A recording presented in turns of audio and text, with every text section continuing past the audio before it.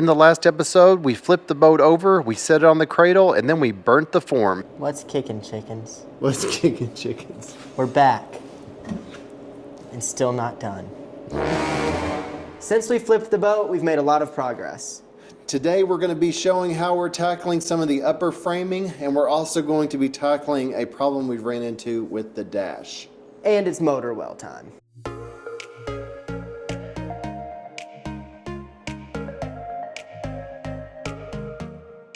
Let's jump back in time a little and get you guys caught up. After we flipped it over, the first thing we took care of, getting the top side nice and flat, because where we glued that together, it was not flat and even yet, and where we joined the siding on, it needed some work. So we planed that down, faired it nice and even, and one mistake we made earlier in the build that we learned from, I don't know if you can see it anywhere, but we had some bronze screws from the siding that we did too low. You can see right here and a few other spots. And luckily that is soft, so it was easy to cut through, but our plane blades did not like it. After we got that taken care of, we added this side railing on both sides and got that all epoxied on, and that was a big step. Biggest looks-wise change, we got the skeleton of the top end on. That still needs a little bit more fairing that I'm going to take care of today, but we're going places. Here's a few other things we've taken care of to get you up to date.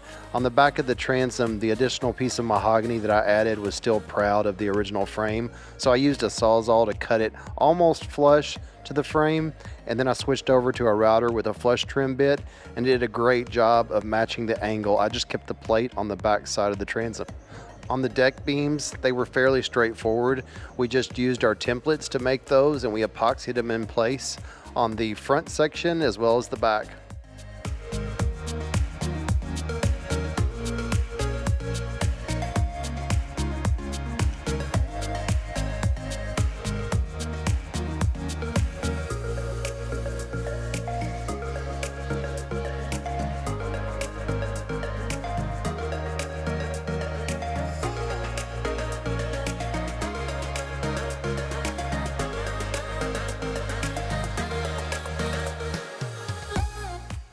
The plans call for the battens to be recessed into the deck beam, so I need to make a notch. And I made a mistake here. I grabbed the wrong saw. I thought I had the depth set, but I grabbed the other saw that I had laying out, and I cut the line a little too deep here.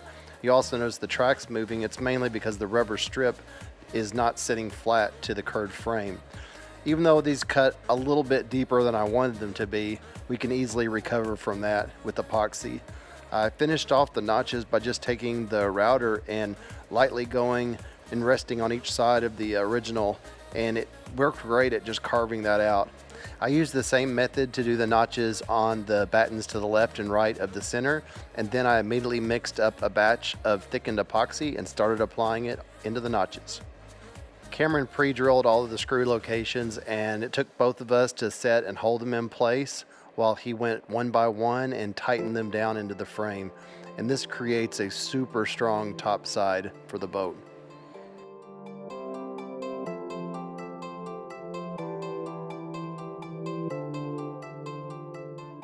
The plans call for blocking where it meets the front side of the bow, and for now I'm just going to lock it in place with my pin nailer.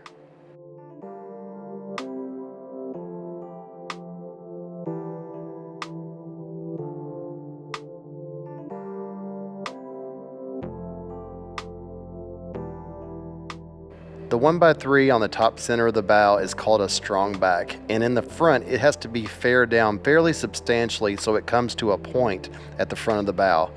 You can see by looking at the front of the bow how it basically dies into the front now. We purposely made all the battens slightly proud of all the notches. This allows the hand plane to come back and make each one of them perfectly flush to the deck beam beside it. In this shot you can see leaves outside on the trees, and Cameron has a t-shirt on. But little did we know after this step we would get inundated with summer projects, and it was just like that. It was winter. And when winter hit, it gives us another opportunity to pick back up where we left off, and that's where we are now. We decided it was time to seal up everything on the bottom and sides. So all of the mahogany has clear epoxy on it, and we used bilge paint for all of the Douglas ply. Something I wish we did differently is all of this bilge paint and epoxy before we got this bow on. because it's not very comfortable in here. The original plans call for the beam next to my cutting rail to be the actual dash. There's a couple things I didn't like about that. One is that it's not at an angle, and the other one is the battens come through and you'd be able to see the end grain from the dash. So I thought I would use my track saw to cut these flush, and I also wanted to do one better and cut it at the 12 degrees about that the dash would be sitting. I rarely use my clamps on my cutting rails because they do a good job of generally holding themselves down, but I thought for this slight arch of the rail, it would be a good idea. But I quickly found because of the side of the boat, the way it comes down at an angle, the clamps can't engage. I know that someone's going to watch this and think, why didn't he put the rail on the other side? And the answer is, at first I was going to cut these battens at a 12-degree angle, and the rail would have to be on this side for the saw to make the angle. But once I decided to cut it flush, I should have switched it around, but I still got it done. It's time to work on the dash, and what I did was I took a template from the back frame, I believe it was frame 4, that matches the arch closely but not exact. So what we've done is we've attached it to the front of this. We've made it almost flush here. It's sitting a little proud here.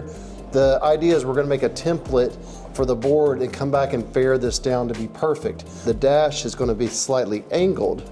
So what I am going to do is use a piece of wood to hold this at a slight angle that just looks like it would be a good angle for a dash.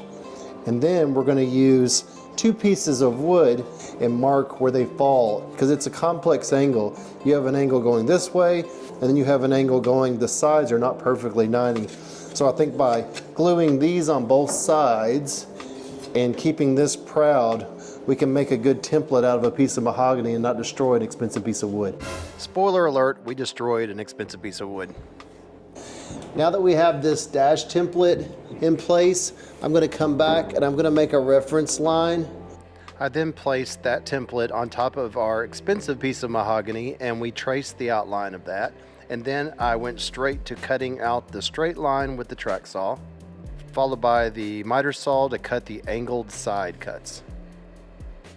We then epoxied some custom-made little triangle gauge angle blocks that we came up with. And then we had a very welcome interruption. We built this boardroom tabletop that's 10 by 5 months ago, and the company we're making it for did not have their base ready, so we offered to keep it in the shop to keep it safe. They sent over a crew of people to take the heavy monstrosity out, and we plan on getting over there and doing some final shots once it's installed, and we'll be releasing that YouTube video shortly. So for now, we had to say bye to the top. Here's a reference drawing of what we're building. This is the rear of the boat. Here's the transom knee. We actually have 3 transom knees, and then we're going to add these 2 side pieces so we can determine our cross bracing and be able to put this little floor in here. The whole purpose of this is when the motor is back here, any water that comes into this well will run out of 2 drain holes in the back. This motor well part of the boat may be one of the most stop and stare moments I've had on the boat yet. And I think it's primarily because a lot of the construction is done up in the air. So we've cut these 2 side pieces that go on both sides. For our plan of attack to start this out, we got 2 perfect squares, and we're going to scribe them to go down on the sides of each of these to get the sides of our motor well going. And that'll be a pain because scribing each different angle, but once we get that done, we'll feel like we have something started and it'll get a lot easier. We think, we hope. We hope. To start the motor well construction, I'm using 3/8 inch Douglas fir plywood, and I'm basically just cutting out 2 squares the identical size. I grabbed the first thing I could find to scribe this line, and the first thing I ran into is that can't quite go the length of this. So the quickest thing that I'm going to do is just scribe this angle like this, and I'm going to cut this angle so that I can get this back and be able to scribe the whole thing.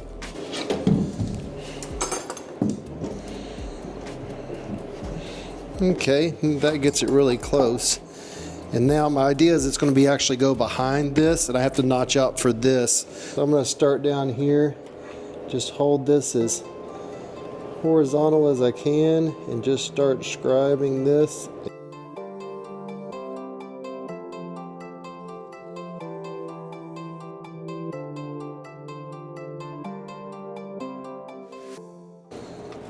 Nice thing about this is I'm just getting the angle.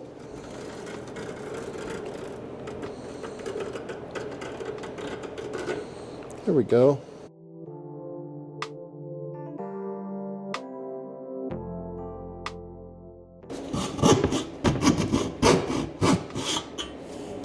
Should be it. Oh, it didn't go right here. I'm gonna have complete confidence. Like a glove.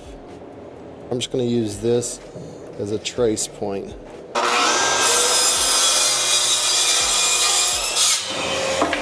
Well, I cut my cardboard. Here you'll see the fatal mistake many boat builders make. He cut his cardboard.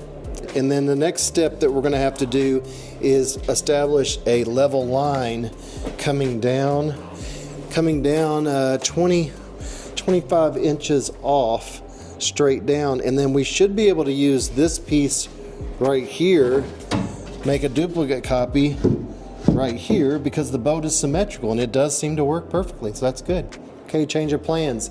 Looks like I made this board the distance that we were planning on, 25.5. The plans call for 25, but I made it 25.5 because I'm going to cover the Douglas fir with mahogany, and because this is a 90-degree right angle, this is actually vertically plumb right now, and it doesn't need to be cut. So that works out. So now we're going to make another piece identical to this, then we can put it on both sides and start constructing this brain teaser of a structure.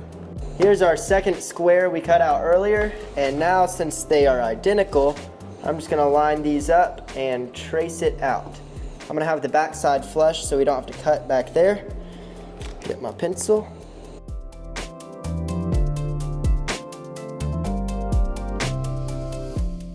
And now to cut.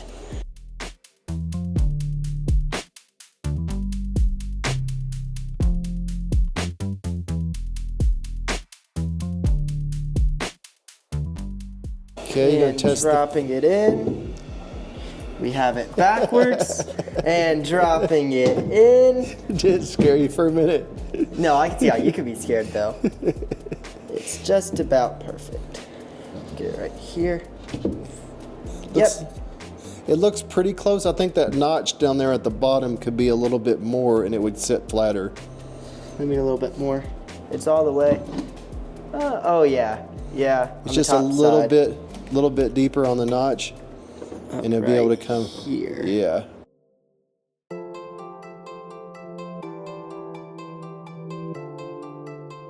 Way this time? Put it the right way this time. Oh yeah, that's nice. That nice is and good. tight. So Cameron and I have the two side pieces in place, and we're going to use these to determine how wide our cross member is going to be, and we're going to match the actual curve here to here because this is all going to be the same place. This little Festool CSC saw does a great job of dialing in an angle. It's all digital, and you can just hold it on here.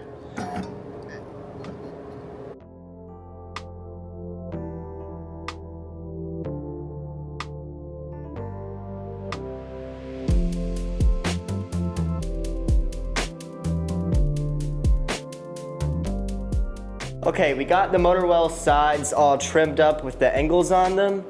And what do you think? So this one has been a brain teaser for us for sure. We did have these as going straight down out here on the end, but then we realized that it was going to take up a lot of our space that we don't have a lot of, because it was going to divide it into 3 sections. So we then decided to put an arch on there that Cameron just cut on the bandsaw. And I think this is going to help with this back section and having a lot of room to work with. Mm-hmm. We just had a scare that the angle board going up was going to be, there's going to be a hole here where we made the arch, but we just checked it, we're going to be okay. So now this plywood, when it goes on there, it'll have that, and then if we want to get from behind our back seats, we'll have extra storage under the plywood where the arches are. Because there's either going to be a gas tank here or in the front. We're not sure yet where we're going to place it. I know we're going to do a battery probably on each side. We just want to make sure that we don't lose a lot of our open space, and we'll still have the same structure amount. So this has been a brain teaser. Surprisingly, this is such an insignificant little feature, but it's taken a lot of thinking to make sure that we're covering everything. So we're getting ready to put everything in epoxy and get this locked into place, and then we'll do the framing around it. We want to get all that set today in epoxy and done, so we have that out of the way.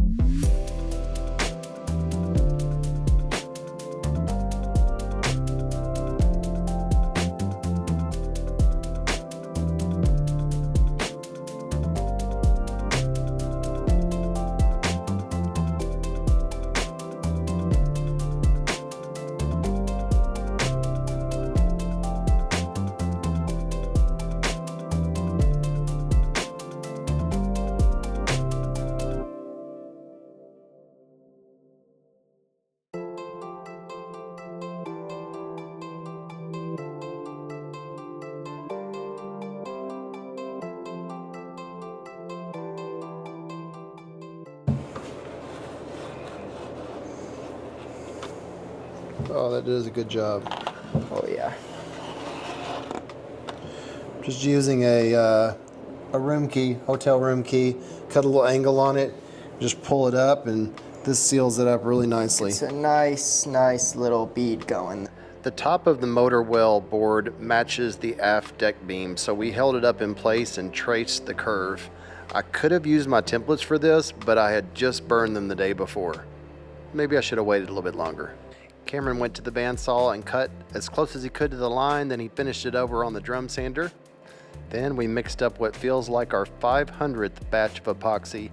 Our goal was to get all of the pieces in place with blocking and clamps, and then we plan on putting screws in them the next day after everything cures up. Yesterday, Cameron and I devoted the day to doing this motor well, and the purpose of the motor well is when the motor's mounted, any water that gets into this cavity, it's waterproofed and it goes out 2 little drain holes that aren't here yet. I still have to cut a little recess, and that goes in there, and then the motor plate will sit right here. We spent a lot of time putting this together with clamps. We ended up using our pin nailer just to get it locked into place and make sure everything was square instead of using a lot of screws. But now that the epoxy is set up, this thing is rock solid. And this will be, this is the Douglas fir marine plywood, and it's going to be overlaid with a nice, beautiful chesapeake or mahogany wood, which is the same that we have up on the upper deck. The next step is we have some places that are proud that need to be faired, like where we put the blocking, and Cameron has his newly sharpened plane, and he's going to go to town on that and get those planed off.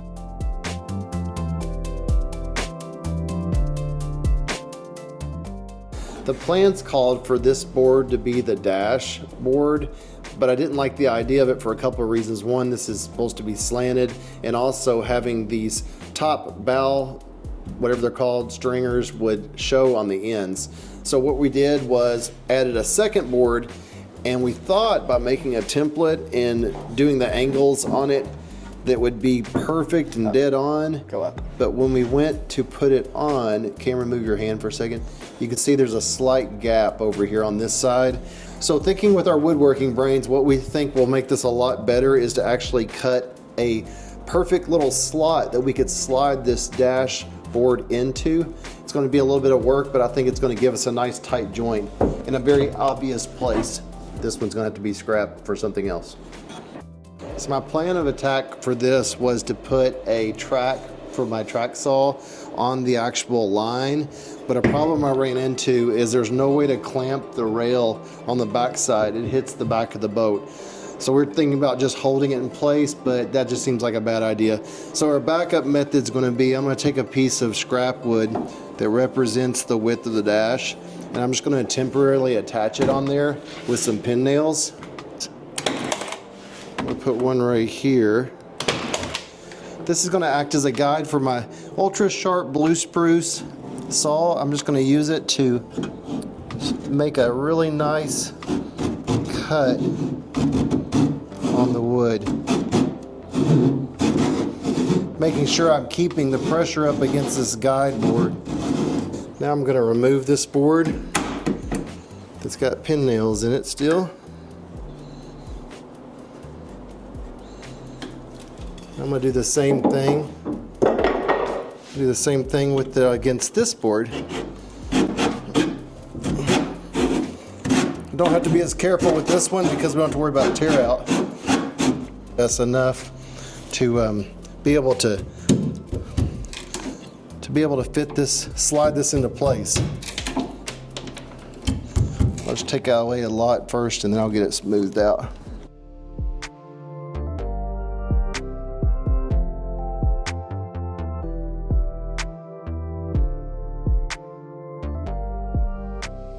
And now that the bulk is out and he's done all of the risky part, it's my turn to do the fun part. We've got it roughed in on both sides. It'd been nice to be able to use something like a router. It'd be a lot easier, but the problem was anything with it being up against this board wouldn't be able to get the router in there. But we have both of the grooves finished, and the nice part is that the top of the boat's gonna block the view of the groove, so all you're gonna see is where the wood comes into the side of the grain right here. So I think we accomplished what we're trying to do. What do you think? Time to make a new dash.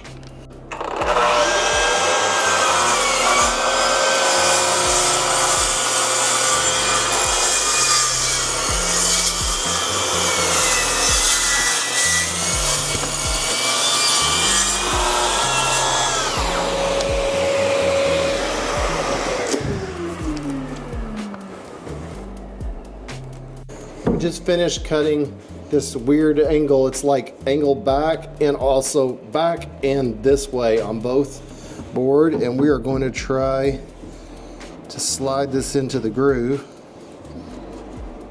How are you doing? I'm tight. Are you good? I'm tight too. This is what throws me off. There's a huge crack right here, But it gets then as tighter. it comes up, Yeah. it grows.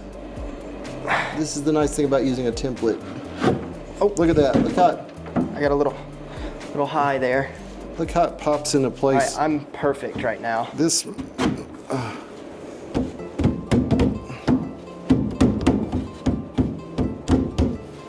Are you good? I'm good except for where it sticks out on the bottom, which it should. It's flush on the top. Yeah, it needs to be So paired we on the got bottom. it. We've got it.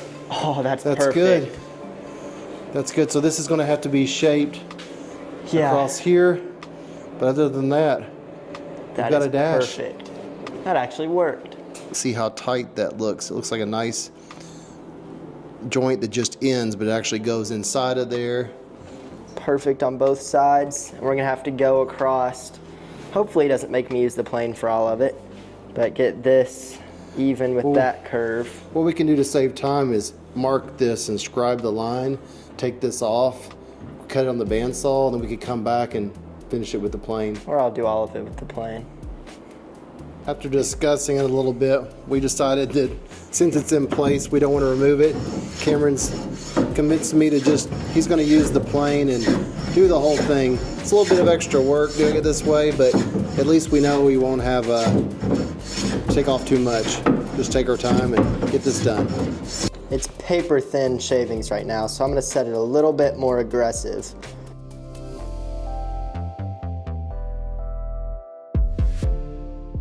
I think we might want to use the bandsaw, but that's what I'd say if I was a little girl with soft hands. So I don't want to use the bandsaw. I think we might. I said I want to to use the plane.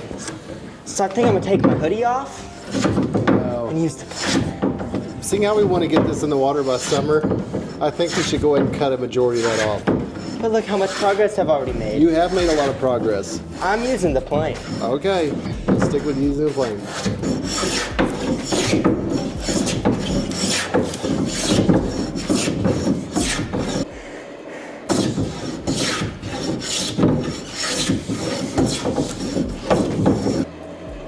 We're getting close. So now I'm gonna get this side to that point, and then I'll set it a little less aggressive and finish it out. It's looking really good. It's a good, safe way to do it. We don't have to worry about anything happening, I guess.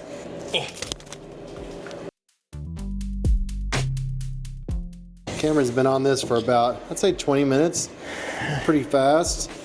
Yeah, I've got it about as close as I want to get it with the plane all the way around. Have a few spots, like right here, I'll do a little more right here, and then we're gonna finish with a rotary sander.